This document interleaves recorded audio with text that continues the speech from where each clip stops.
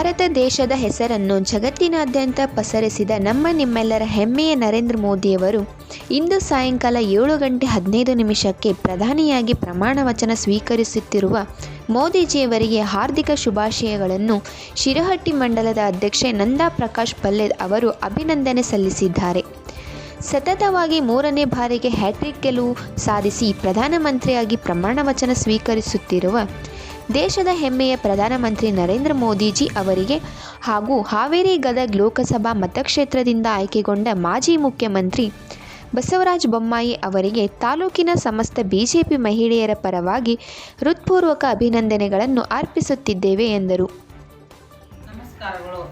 ಇಂದಿನ ದಿನದಂದು ನರೇಂದ್ರ ಮೋದಿಜಿಯವರು 3ನೇ ಬಾರಿಗೆ ಪ್ರಮಾಣ ವಚನವನ್ನು ಸ್ವೀಕರಿಸುತ್ತಿದ್ದಾರೆ.